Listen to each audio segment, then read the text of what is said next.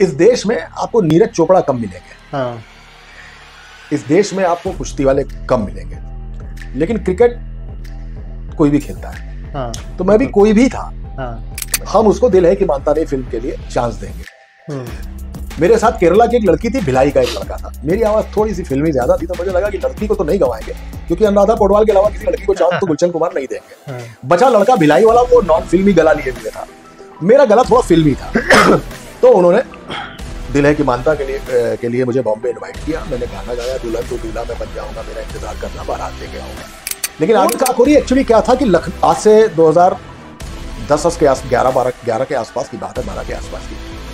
लखनऊ के पास एक मोहनलालगंज जगह है, वहां एक 28-30 साल की एक महिला थी जिसकी पूरी नेकेड बॉडी मिली थी। और हुआ क्या था, उसके संग रेप अटेम्प्ट हुआ था, और जब वो अटेम्प्ट फेल्योर हो गया तो उस आदमी ने उस औरत को मार डाला था। उस वक्त उस औरत की बॉडी शेप के बारे में बात हो रही थी। एक लाश कितनी खूबसूरत लग सकती है, कितनी सेक्सी दिखाई दे सकती है, इस पर बात हो रही थी। और वो एक लाश थी।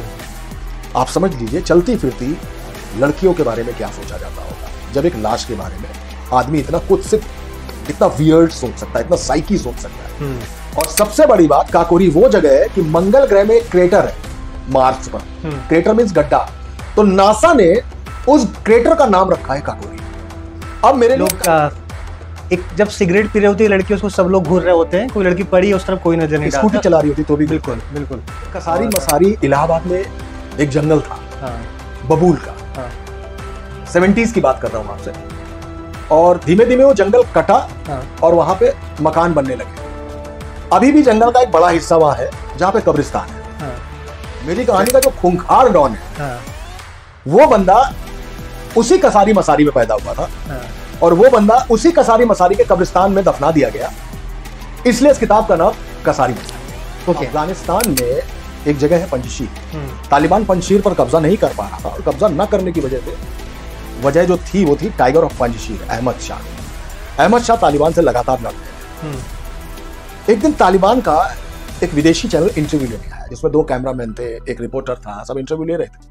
और इंटरव्यू लेते लेते अचानक धमाका हुआ, और वो सब भी मर गए, और लाइन ऑफ पंजशीर अहमद शाह भी मर गए। मैं पंजाब गया, राजस्थान गया, उत्तर प्रदेश के पश्चिम इलाके में घूमा, इलाहाबाद गया, सब खूब घूमा। और उसके बाद तो जो जानकारियां मुझको हुई, मैं तिहाड़ के कैदियों से भी मिला, मैं बहुत सारे ऑफिसर से भी मिला, सबने बहुत सारी कहानियां बताई, जो कहानियां आपस में इंटरलिंक होती हैं। ये यहां से शुरू होती है मेरे डॉन की कहानी। और जो डॉन है, जो कातिल है, जो लोगों को मौत पंजीरी की तरह बांटता हो, उसकी मौत कितनी दर्दनाक हो सकती है, बेसिकली कहानी ये है। मुझसे कई लोग, रावण का महिमा मंडन कैसे हो सकता है, दुर्योधन का महिमा मंडन हो कैसे सकता है? दुर्योधन और रावण थे। महिमा मंडन सिर्फ राम का होगा, महिमा मंडन सिर्फ पांडव का होगा। कि राजनीति और अपराध, क्रिमिनल और पॉलिटिशियन, ये शतरंज में 2 अलग अलग खिलाड़ी हैं।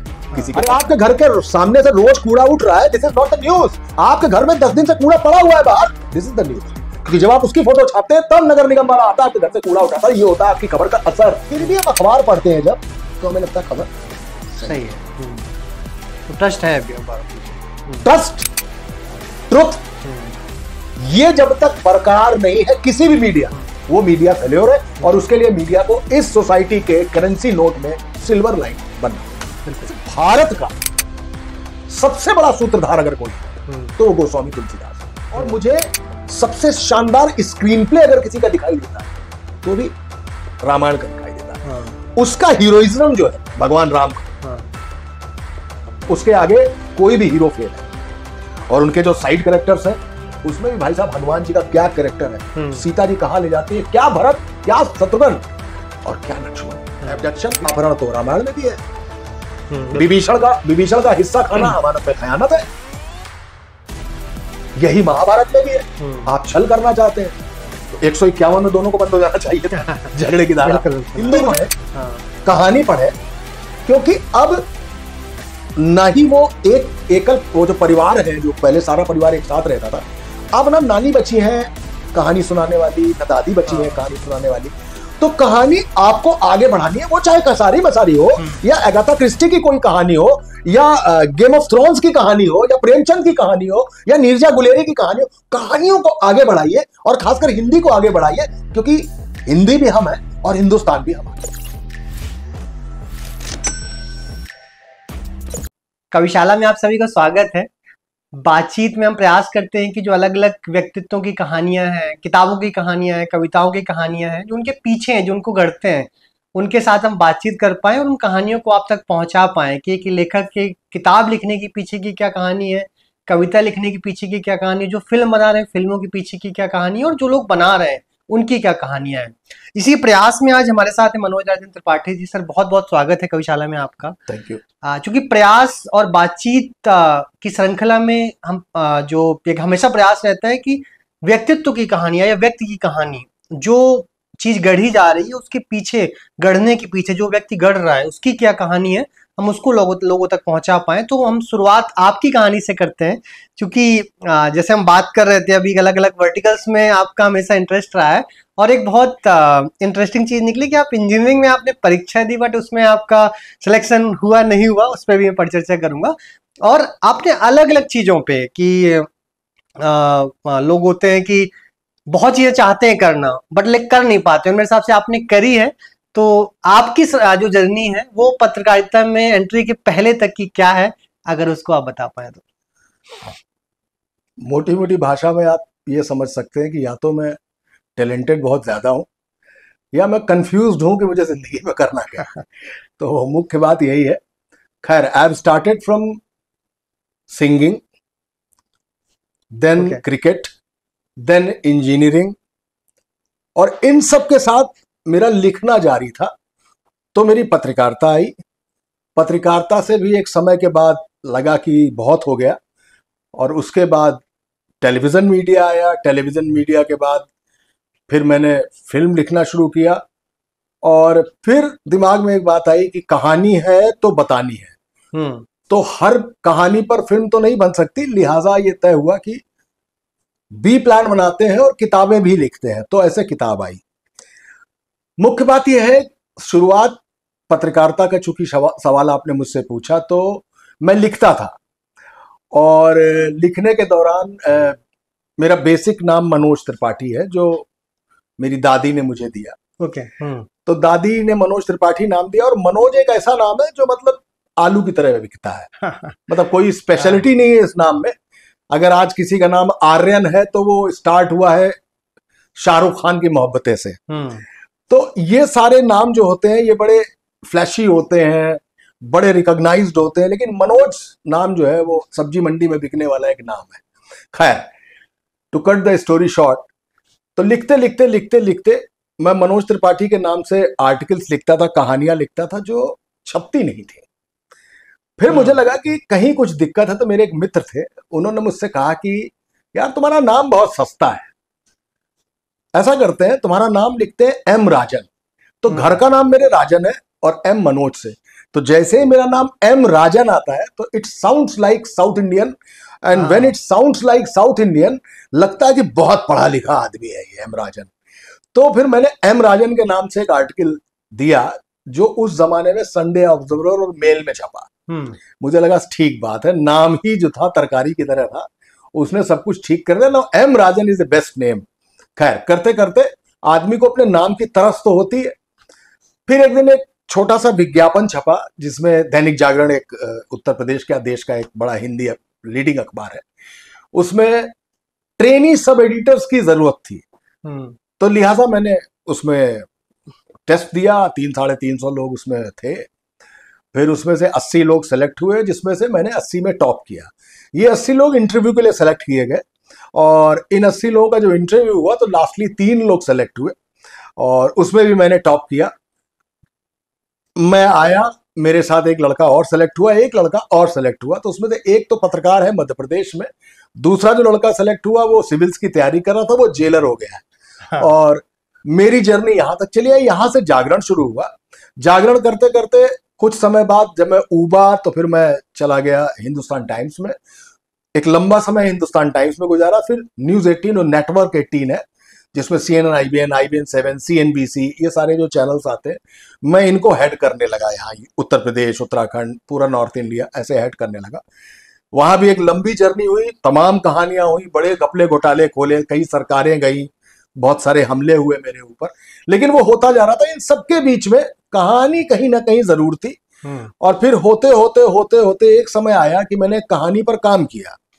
वो कहानी 97 में मैंने कंप्लीट कर ली थी। सोचा था कि जिस दिन फुर्सत मिलेगी उस दिन मैं इस पर फिल्म लिखूंगा। अभी कुछ ही दिन गुजरे थे कि अचानक मैंने एक इंडिया टुडे में एक आर्टिकल पढ़ा और उसमें लिखा कि जो कहानी मैंने 97 में कंप्लीट कर रखी थी फिल्म के लिए, उस पर तो फिल्म आ रही है। मैंने कहा बाप रे बाप, ये तो बड़ा गड़बड़ हो गया, कहानी हाथ से निकल गई। और वो कहानी थी पान सिंह तोमर। और मैंने पान सिंह तोमर की कहानी 97 में कंप्लीट कर ली थी, उसकी फैमिली से मिलके, चंबल जाके, सब कुछ करके कंप्लीट कर ली थी। फिर मुझे समझ में आया कि जब आप सोचते हैं तो इस देश में 140 करोड़ लोग अगर हैं तो कम से कम 40 करोड़ लोग भी कहानी सोच रहे होते हैं। और उनमें से 40 लोग तो ऐसे होते हैं जो एक तरीके की कहानी सोच रहे होते हैं। तो आपके दिमाग में जब कोई कहानी आए तो इंडियन मत बनिए कि हम ये करेंगे, जापानीज बनिए, उसको जॉट डाउन करिए कि इस पर कब से मुझे काम शुरू करना है। देन आई स्टार्टेड, मैंने शुरू किया कि हाँ अब कहानी शुरू करते हैं। फिर एक कविता थी शरद जोशी जी की, हे अतिथि तुम कब जाओगे। अचानक हम लोग बॉम्बे में थे और गाड़ी में चलते चलते, गणेश के उस दिनों दिन चल रहे थे, वहां से वो कहानी आई तो अतिथि तुम कब जाओगे बनी, उसका सेकंड पार्ट बना, इस तरीके से फिल्मों में आया। फिर मेरे पास बहुत सारी कहानी थी। तो कभी कभी प्रॉब्लम ऑफ प्लेंटी होती ना, आपके पास बहुत कुछ है, लगता है हर कहानी पे फिल्म बननी चाहिए, हर कहानी पे फिल्म बननी चाहिए, लेकिन हर कहानी पास नहीं हो रही थी। साजिद नडियाडवाला के साथ लगा, मेरे बहुत अच्छे दोस्त हैं। अनुभव सिन्हा के साथ लगा, मैंने उनके संग 2 स्टोरीज की हैं, आर्टिकल 15 और मुल्क, उस पर लगा। फिर मुझे लगा हर कहानी पर फिल्म नहीं बननी है। Then I plan make by plan B. फिर मुझे लगा वही बात कि कहानी है तो बतानी है। तो मैंने किताब लिखना शुरू किया। किताब लिखना भी अपने आप में एक बड़ी जर्नी है और मैं वहां पे बिल्कुल एक शून्य से शुरू हुआ हूँ। इस तरीके से किताबों पे आया। यहाँ पे पत्रकारिता का सफर अभी जारी है। लेकिन अब मन ऊब गया है, अब पत्रकारिता से मन ऊब गया है, सिर्फ लिखने का मन। अच्छा, जितने भी आपने अभी तक की जर्नी बताई इसमें मुझे लगता है जो भी लोग देखेंगे उसके अंदर बहुत सारी जिज्ञासाएं आएंगी।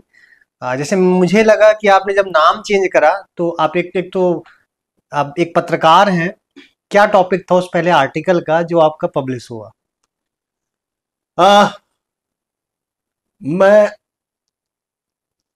एक संस्थान में घुसा और उस संस्थान के जो हेड थे, एक्चुअली मालिक भी थे वो, मैं बड़ी देर तक उनके सामने बैठा रहा। वहां ये मेरा परिचय था कि मैं गाता बहुत अच्छा हूं और ऑल इंडिया जीत चुका हूं। तो उन्होंने मुझसे कहा कि गाना सुनाओ। तो मैंने गाना गाना शुरू कर दिया।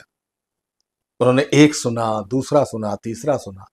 जब सुन लिया तो उन्होंने पूछा कि आप आए क्यों थे। तो मैंने कहा मैं गाना गाने तो नहीं आया था, लेकिन ये बात सही है कि गाने ने मुझे इंट्रोड्यूस कर दिया आपके साथ। तो उन्होंने अपने ड्रॉर से एक फोटो निकाली। उस फोटो में तबला, हारमोनियम, वायलिन और स्पेनिश गिटार, इनके कार्टून बने हुए थे। केवल एक इतनी बड़ी फोटो थी। उन्होंने कहा इस पर एक आर्टिकल लिख दीजिए। मैंने कहा अच्छा इस फोटो पे आर्टिकल लिखना है? बोले हाँ।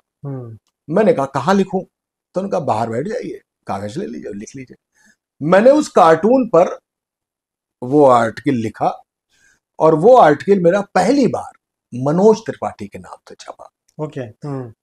अब मैं एम राजन से मनोज त्रिपाठी हो चुका था। इसी बीच मैंने जब जागरण ज्वाइन किया तो रात में करीबन 2:30 बजा था और सबकी आदत थी, मतलब मुझको जैसे ही कोई देखता था, मुझे बर्थडे में किसी को बुलाना है तो इसलिए बुलाना है कि मुझसे गाना सुनेगा।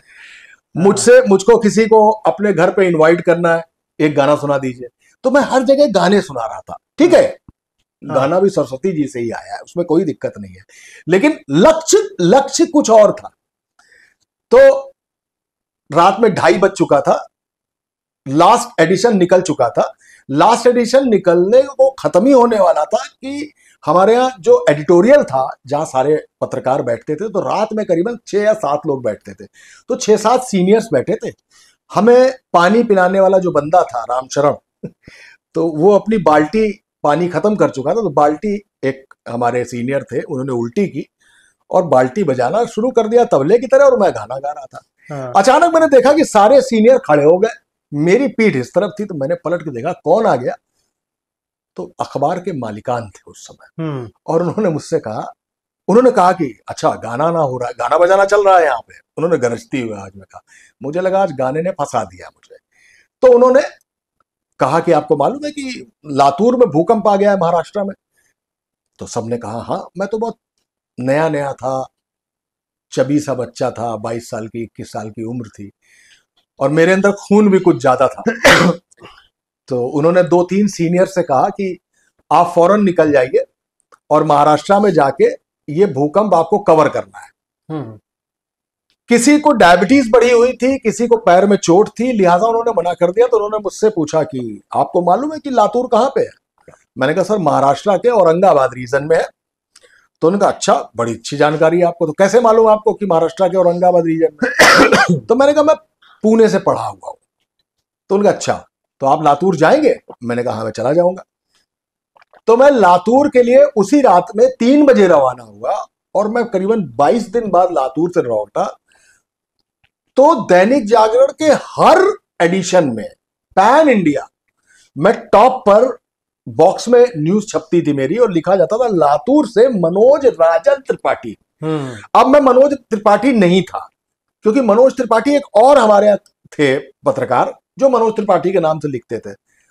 तो जो मालिकान थे उन्होंने कहा कि इसका नाम घर का जो है उसमें बीच में लगा दो। हाँ। तो मेरा नाम मनोज राजन त्रिपाठी हो गया। हाँ। जैसे ही मनोज राजन त्रिपाठी हुआ तो मुझे लगा अब मैं सिर्फ आलू नहीं हूं।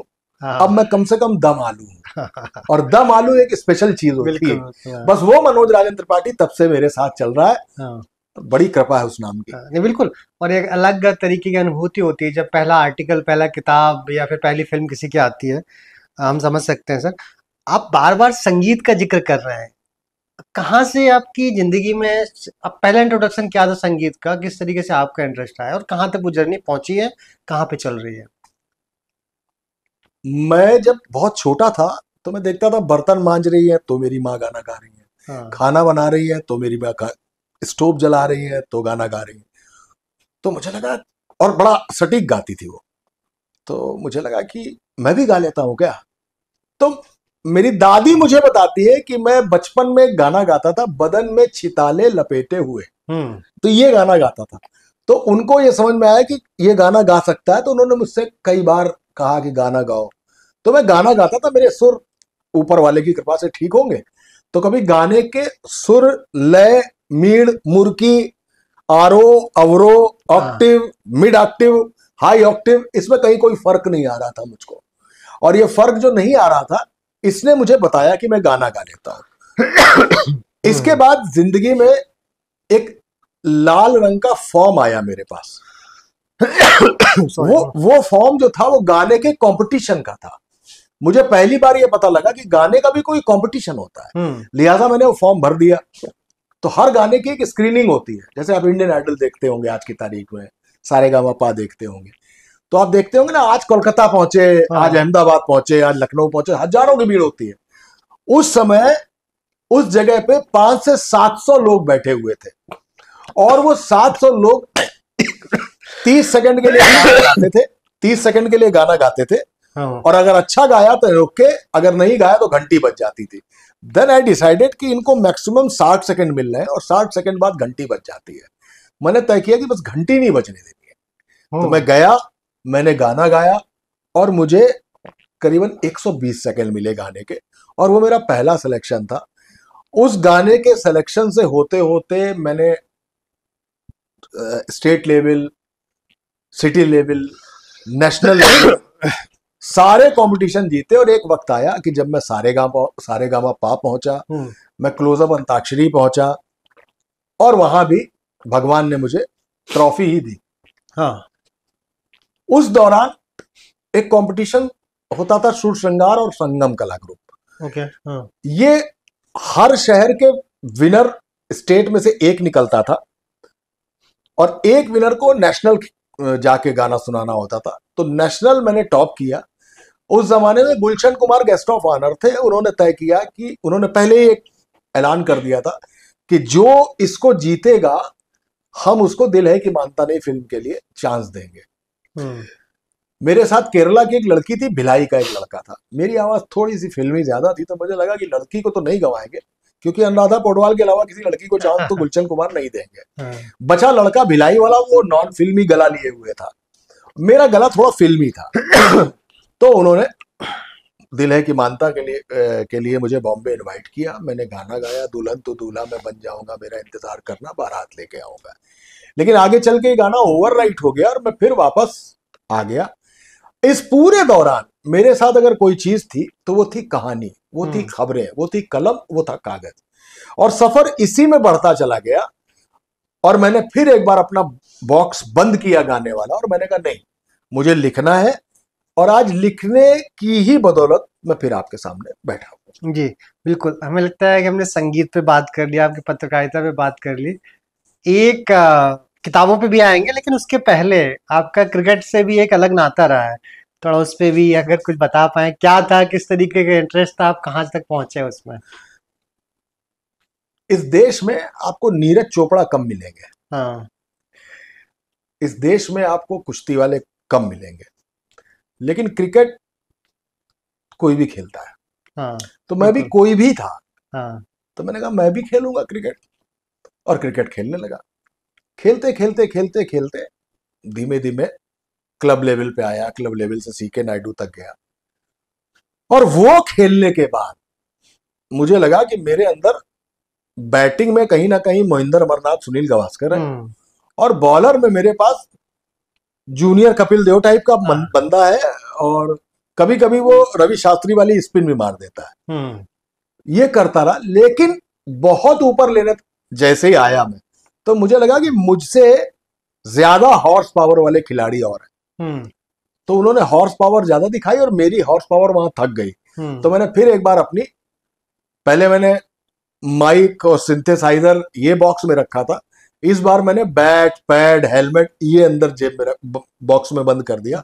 मैंने कहा क्रिकेट बंद, गाना बंद, लेकिन फिर एक बार, चाहे क्रिकेट हो या गाना हो, कलम फिर साथ थी, खबरें फिर साथ थी, कहानियां फिर साथ थी, और कागज फिर साथ था। आपकी किताबों पे आते हैं, कोड काकोरी क्या है? कोड काकोरी एक्चुअली क्या था कि आज से 2010 के 11 के आसपास की बात है, 12 के आसपास की। लखनऊ के पास एक मोहनलालगंज जगह है, वहां एक 28-30 साल की एक महिला थी जिसकी पूरी नेकेड बॉडी मिली थी। और हुआ क्या था, उसके संग रेप अटेम्प्ट हुआ था, और जब वो अटेम्प्ट फेल्योर हो गया तो उस आदमी ने उस औरत को मार डाला था, और आधा मरा हुआ छोड़ के वो भाग गया था। वो औरत रात भर घिसटती रही पानी के लिए, और वो हैंडपंप तक आई, और हैंडपंप चलाने की उसने कोशिश की, पर हैंडपंप में पानी निकला नहीं, और वो हैंडपंप पे ही मरी। सबसे बड़ी बात थी कि वो औरत जो नेकेड पड़ी हुई थी, वहां पुलिस भी पहुंची, वहां भीड़ भी पहुंची, और उसके फोटोग्राफ वायरल हो गए। बड़ी त्रासद बात आपको बता रहा हूं, और बड़ा विभत्स चेहरा समाज का दिखाना चाहता हूं आपको, कि उस वक्त उस औरत की बॉडी शेप के बारे में बात हो रही थी। एक लाश कितनी खूबसूरत लग सकती है, कितनी सेक्सी दिखाई दे सकती है, इस पर बात हो रही थी, और वो एक लाश थी। आप समझ लीजिए चलती फिरती लड़कियों के बारे में क्या सोचा जाता होगा, जब एक लाश के बारे में आदमी इतना कुत्सित, इतना वियर्ड सोच सकता है, इतना साइकी सोच सकता है।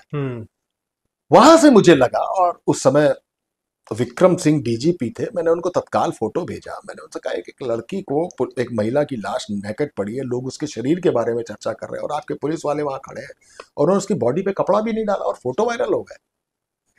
यहां से उन्होंने बड़ा सख्त एक्शन लिया, लेकिन वो जो कानों में उसकी बॉडी की तारीफ जो मेरे गूंजी, देन आई डिसाइडेड कि मैं एक कहानी लिखूंगा।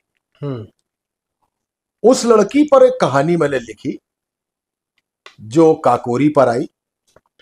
और काकोरी एक ऐसी जगह है जो सिर्फ एक तहसील नहीं है। 1921 में वहां कबाब पैदा हुआ, जो देश से लेकर और इंटरनेशनल मेन्यू में काकोरी कबाब के नाम से जाना जाता है।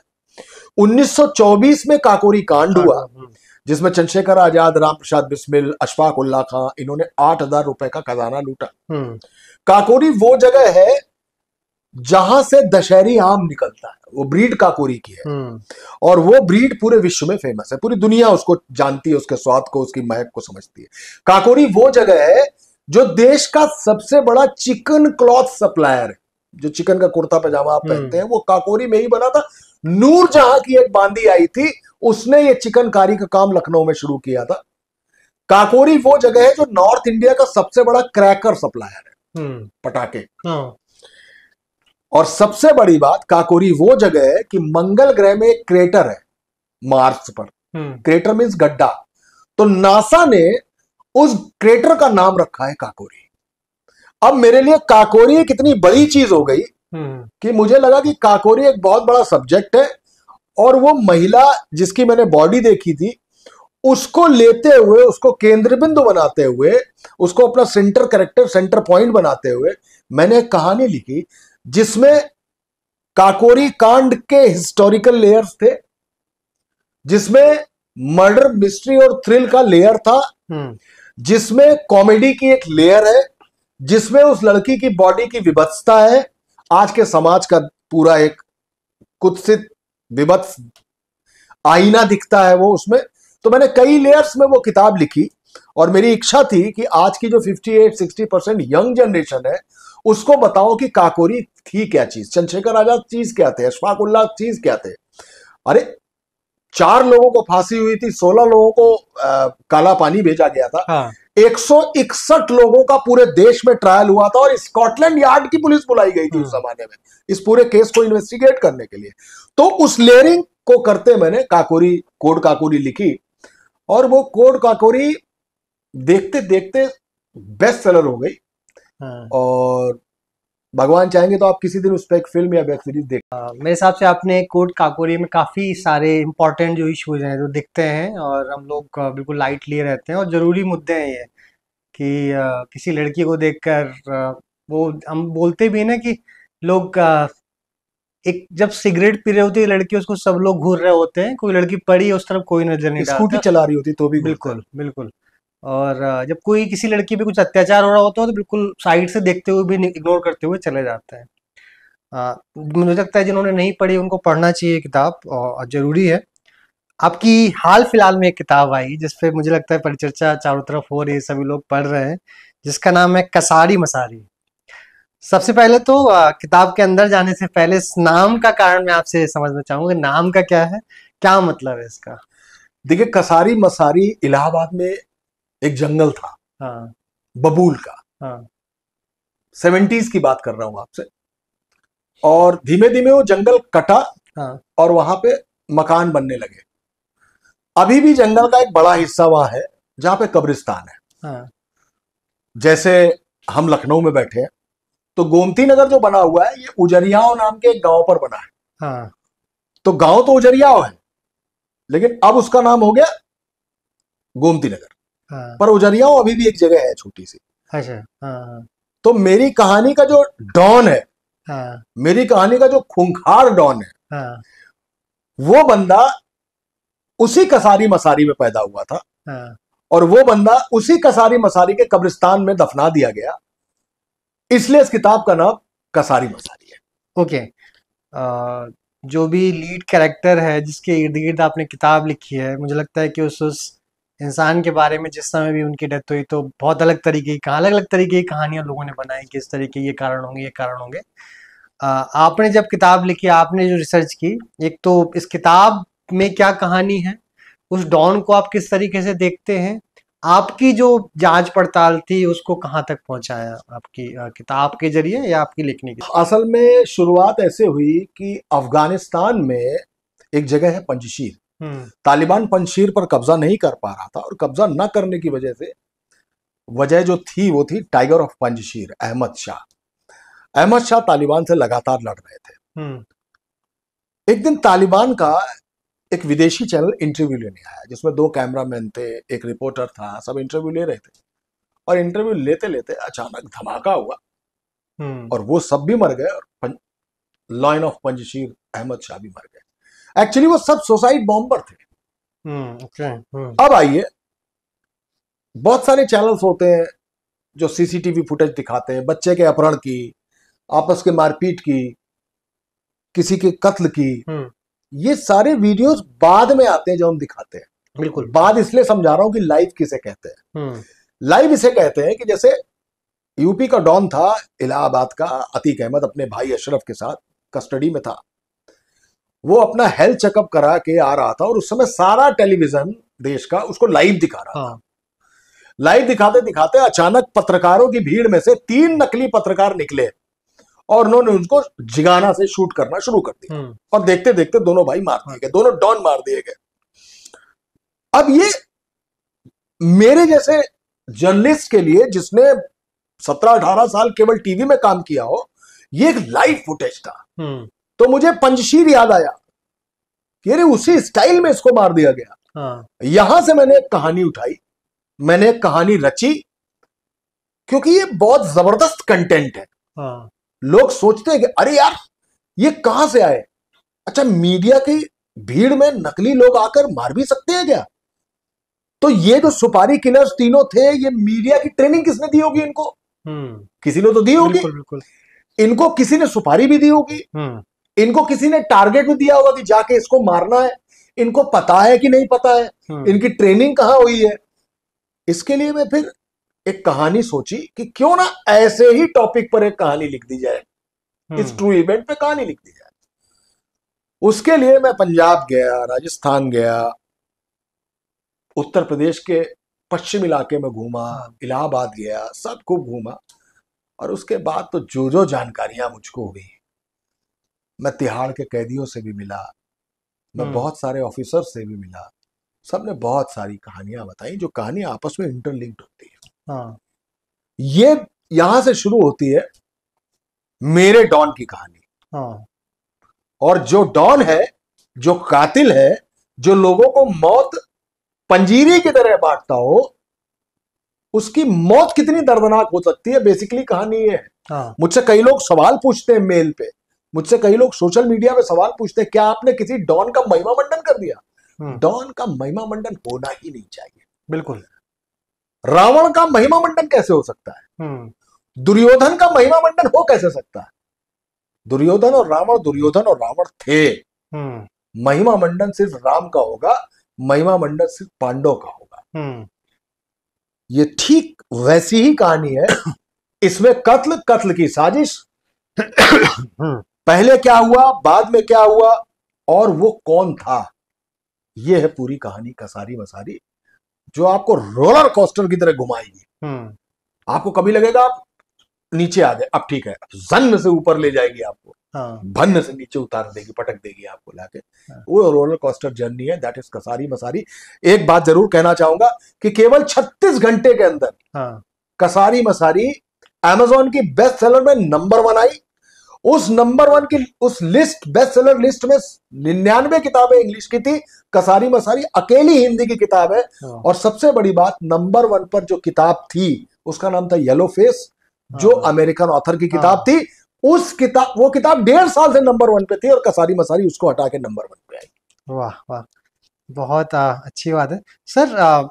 अगर ये किताब आपके किसी भी और दोस्त ने, मित्र ने लिखी होती, आपने किताब पढ़ी होती, आप एक पाठक होते, तो जो भी आपके फॉलोअर्स हैं, आपको जानने वाले लोग हैं, उनको रिकमेंड करना होता आपको किताब की, क्या कारण है इस किताब को पढ़ने चाहिए आपको? सबसे पहली बात तो आप ये किताब इसलिए पढ़िए कि आपने कभी जिंदगी में ऐसा इंसिडेंट देखा ही नहीं। दूसरी बड़ी बात, एक आदमी जिसके नाम से आप हमेशा डरे हैं, आखिर वो आदमी डरा कैसे होगा? वो आखिरी पल के आया होगा उसके पास, उसको क्या लगा होगा, अरे हम तो गाजर मूली समझते थे, हम खुद सलाद हो गए। इसलिए पढ़नी चाहिए। तीसरी बात इसलिए पढ़नी चाहिए क्योंकि स्थानीयता किसे कहते हैं, वहां की लैंग्वेज कैसी है, वहां के लोग कैसे हैं, पंजाब का वो गांव कैसा है। मैं मुंशी प्रेमचंद जी का बहुत बड़ा फैन हूं।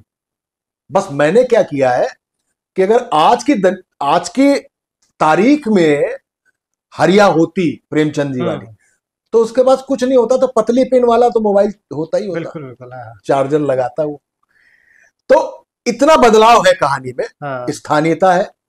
और कहानी इसलिए पढ़नी चाहिए क्योंकि आपको यह पता चलेगा कि राजनीति और अपराध, क्रिमिनल और पॉलिटिशियन, ये शतरंज में दो अलग अलग खिलाड़ी हैं। किसी के पास काला मोहरा है, किसी के पास सफेद मोहरा है।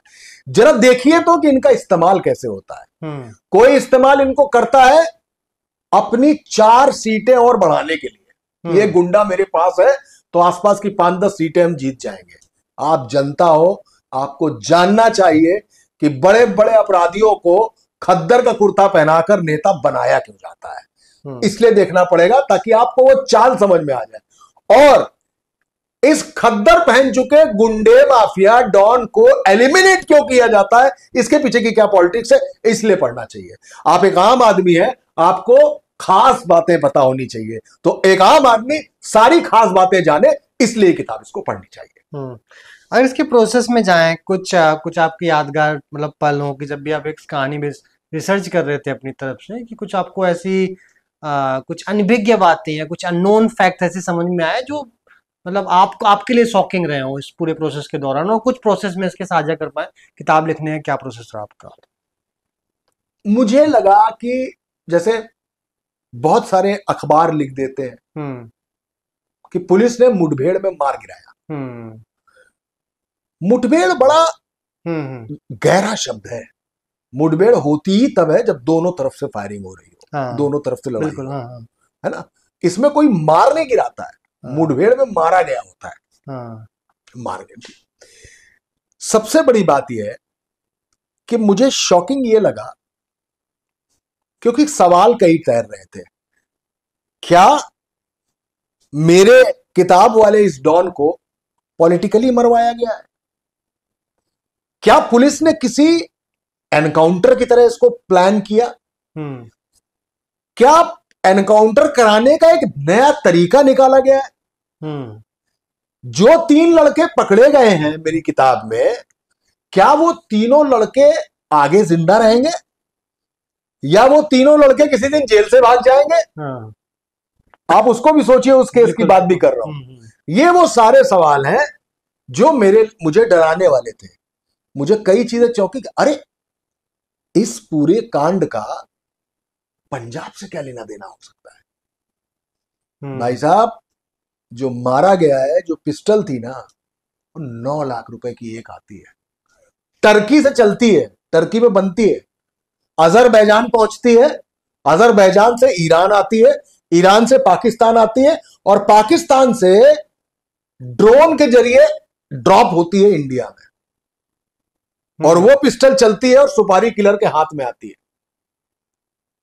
9 लाख से मारा गया। जिन लड़कों की हैसियत 90,000 रुपए नहीं है, तो कहीं से तो आई है जिगाना। ये शॉकिंग था। तिहाड़ जेल में बंद, देश का, बल्कि अब तो कनाडा और ब्रिटेन तक उसकी शाखाएं फैली हुई है, वो बंदा इसका एक जरिया है। देश में हथियारों का सबसे बड़ा सप्लायर इस पूरे कांड का एक जरिया है। वो सारी खोज जब मुझे पता लगी, वो सारी चीजें जब मुझे पता लगी, और मुझे पता लगा कि वो बंदा किसी एक आम आदमी को कैसे मार देता है। आपके पास रैकेट है घर पे, मच्छर मारने वाला, जब मच्छर आते हैं तो जलाते हैं ना उसको, मजा आती है जब पट पट पट पट की आवाज आती है जब वो मर रहा होता है, तसल्ली मिलती है अंदर से। 4 मरे हैं, इससे ज्यादा होंगे नहीं, 40 मरे, इससे ज्यादा होंगे नहीं। वैसे मारता था आदमियों को। वैसे मारता था आदमियों को। उसकी हिस्ट्री डिग की, हालांकि मैं बहुत पहले से जानता हूं, मैंने 1-2 बार इंटरव्यू भी किया है। वो सब कुछ डिग करते हुए, खुदाई करते करते करते करते जब पहुंचा हूं, तो भाई साहब, आपने वेब सीरीज देखी होगी पाताल लोक। ये पाताल लोक का भी नर्क है। ये सब मेरे लिए बड़ा शॉकिंग रहा। हाँ, लिख रहा था तो मुझे कई लोगों ने समझाया कि मुझे इस विषय पे नहीं लिखना चाहिए। वही बिल्कुल हमारा भी प्रश्न वही था कि नहीं लिखना चाहिए। लेकिन एक बात बताएं आपको, क्यों नहीं लिखेंगे? हमने जब खबरें दिखाई, हमने 5,000 करोड़ का घोटाला खोला जिसमें 2 सीएमओ सरेशाम लखनऊ में मार दिए गए थे, एनआरएचएम घोटाला खोला, 3 बच्चों की मौत हुई थी, वहां से खोला था। उसके बाद खोलते चले गए। जेल में एक डिप्टी सीएमओ मार दिया गया, लेकिन बाद में साबित हुआ कि उसने आत्महत्या की, लेकिन फिर उसकी पत्नी ने कर दी कि हत्या हुई। लगता ही है 1 2 3 4 5 6 7 8 9 10 12 जगहों से उसने आर्टरी काटी, फिर 6 इंच की बेल्ट लगाई, कमोड पे बैठ गया और फांसी लगा ली, और साहब आत्महत्या है।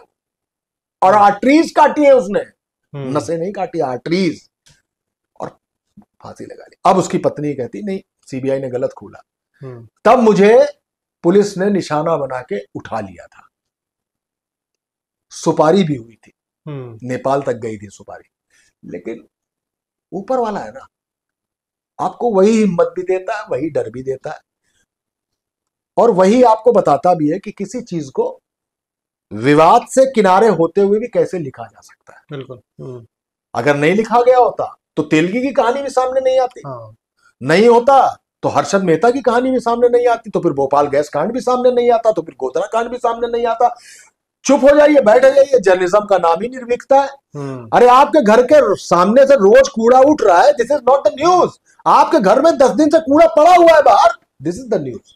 क्योंकि जब आप उसकी फोटो छापते हैं तब नगर निगम वाला आता है, आपके घर से कूड़ा उठाता है। ये होता है आपकी खबर का असर।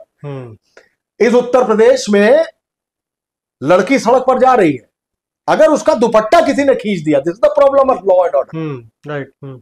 चेन स्नैचिंग बात की बात है, छेड़ना दूसरी बात है, उठा के गाड़ी में अपहरण करके ले जाना तीसरी बात है, रेप करके फेंक देना और बड़ी बात है। लेकिन मेरी शुरुआत होती है उसके दुपट्टे खींचने से, उसको इशारा करने से, उसको घूर देने से, उसके सीटी बजाने देने से। अगर सीटी नहीं बजा पा रहा है, it means law and order पुख्ता है। हम वहां से शुरू करते हैं। तो लॉ एंड ऑर्डर कैसे मैंने लड़ाई लड़ी है, कैसे मेरे जैसे 20 पत्रकारों ने लड़ी है, कैसे मेरे जैसे बहुत सारे पुलिस वालों ने लड़ी है, कैसे मेरे जैसे बहुत सारे पॉलिटिशियन और अफसर ने लड़ी है, उसका एक अंश मैं भी हूं। हो सकता है ऊपर वाले ने हिम्मत दे रखी हो तो लिख डाली। बिल्कुल बिल्कुल। और लोग सराह रहे हैं, जैसे बताया आपने कि बेस्ट सेलर्स में चल, इस समय भी शायद बेस्ट सेलर्स में चल रही है। बिल्कुल।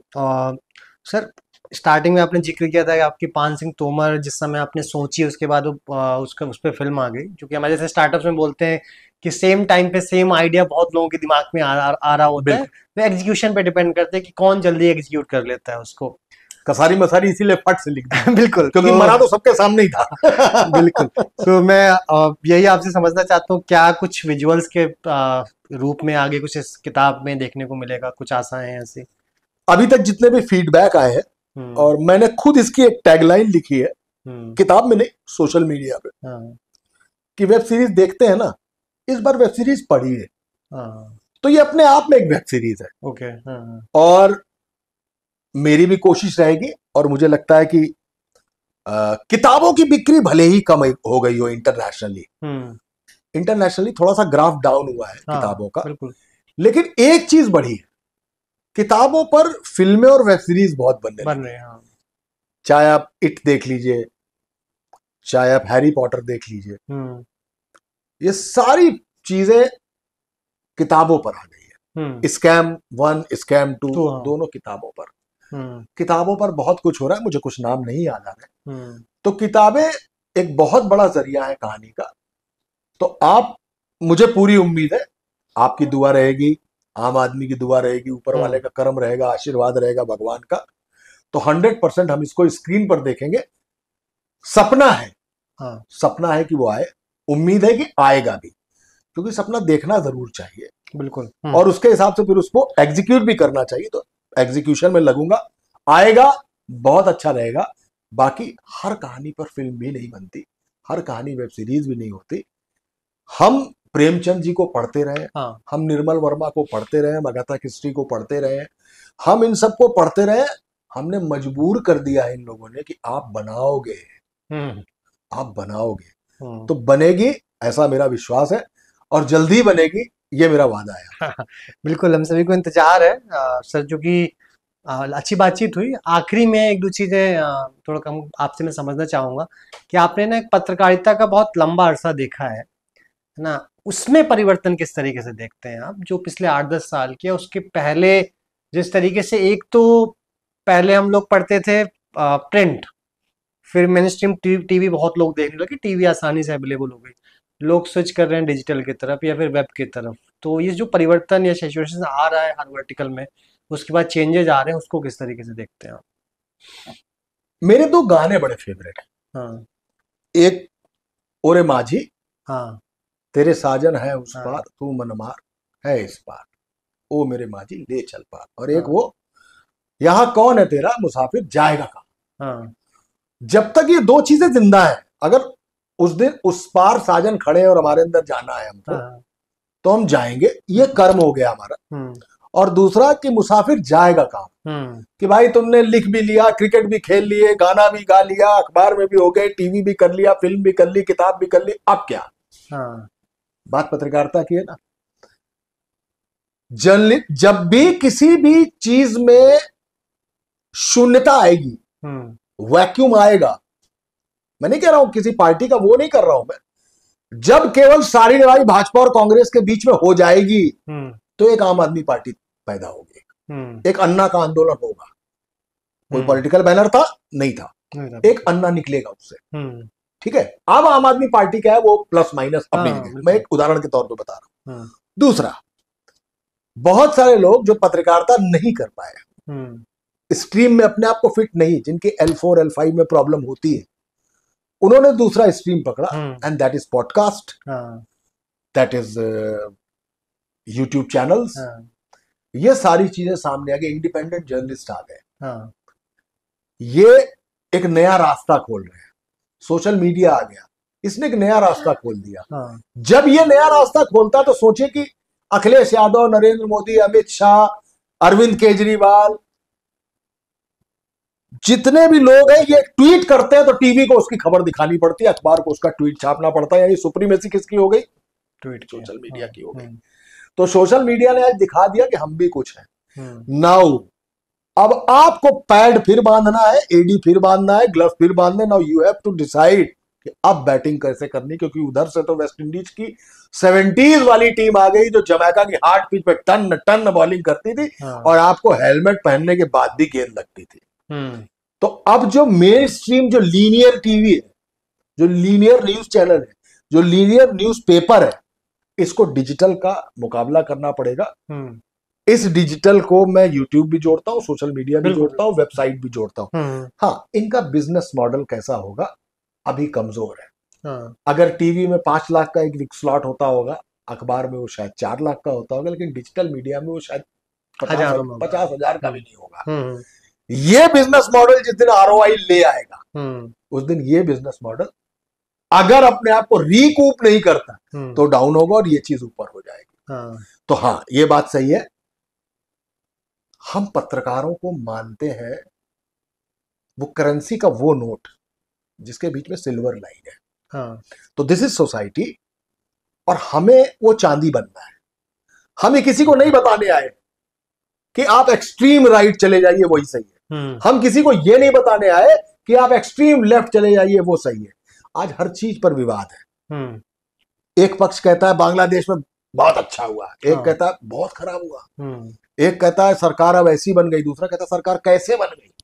रोज एक मसला आपको दिखेगा। ये जर्नलिज्म नहीं है, और ये करने वाले जर्नलिस्ट भी नहीं है, ये भी मैं आपको बता दूं।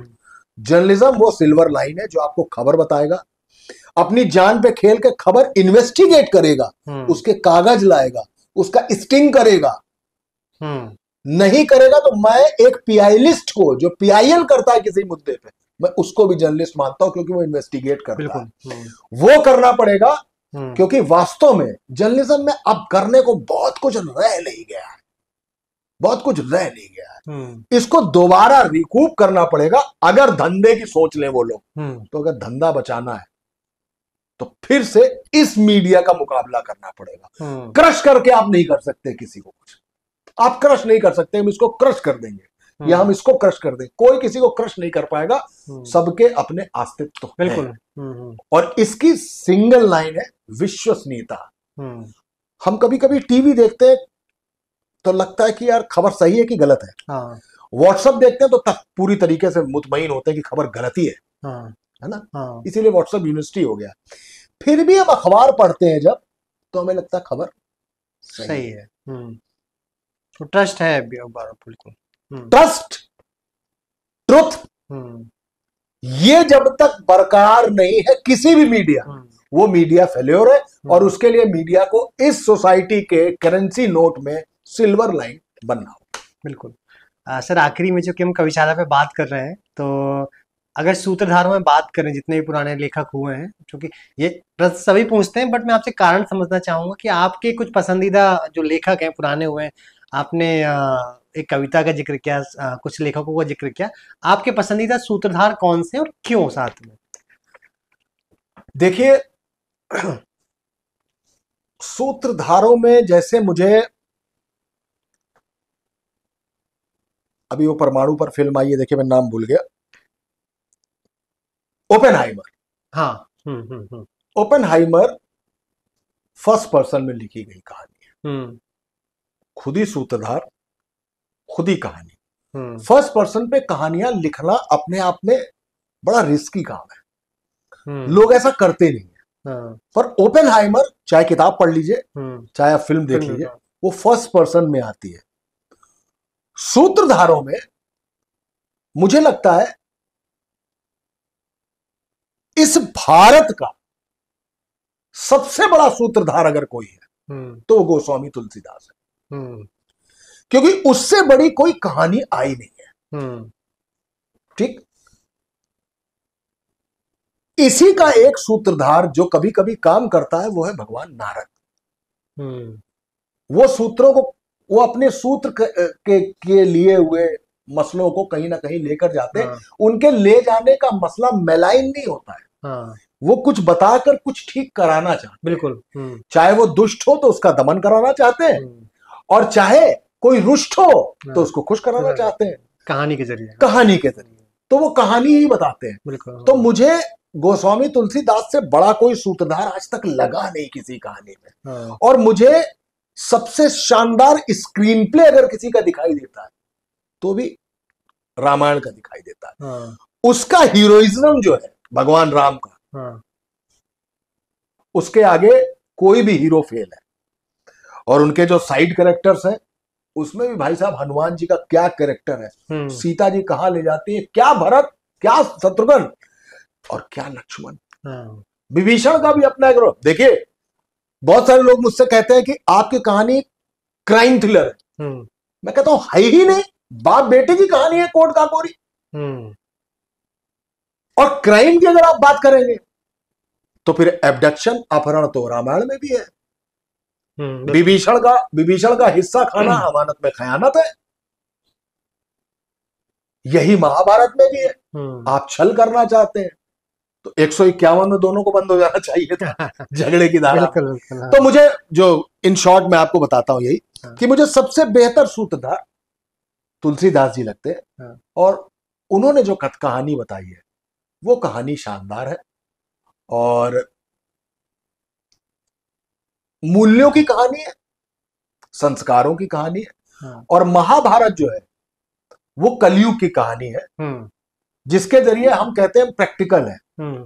एक होता है आदमी आध्यात्मिक है, जब आप आध्यात्मिक तत्व पे जाएंगे तो अपने एक हिस्से को रामायण पाएंगे।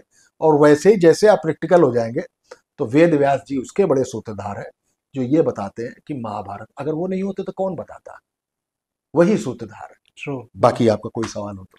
बिल्कुल सर, नहीं, बहुत अच्छी बातचीत हुई, और मुझे लगता है कि जो लोग भी इस बातचीत को देखेंगे कुछ ना कुछ सीखने को, समझने को, या दिमाग में एक क्वेश्चन मार्क जरूर लगेगा। जो भी सोसाइटी में चीजें चल रही होती हैं, सोचने पे विवश होगा इंसान, जो भी देखेगा, जो भी दर्शक देखेगा।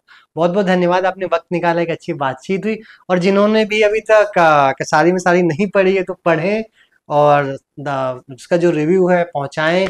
मुझे लगता है कि कसारी मसारी पढ़े ये एक अलग बात है, हिंदी पढ़े, कहानी पढ़े, क्योंकि अब ना ही वो एकल वो जो परिवार है, जो पहले सारा परिवार एक साथ रहता था, अब ना नानी बची हैं कहानी सुनाने वाली, ना दादी बची है कहानी सुनाने वाली। तो कहानी आपको आगे बढ़ानी है, वो चाहे कसारी मसारी हो या अगाथा क्रिस्टी की कोई कहानी हो या गेम ऑफ थ्रोन्स की कहानी हो या प्रेमचंद की कहानी हो या नीरजा गुलेरी की कहानी हो। कहानियों को आगे बढ़ाइए और खासकर हिंदी को आगे बढ़ाइए, क्योंकि हिंदी भी हम है और हिंदुस्तान भी हमारा है। बिल्कुल बिल्कुल। हमें लगता है सर पढ़ने का थोड़ा थोड़ा जो समय के साथ में पिछले कुछ 5-6 सालों में था कि इंग्लिश की किताबें लोग ज्यादा पिक करते थे।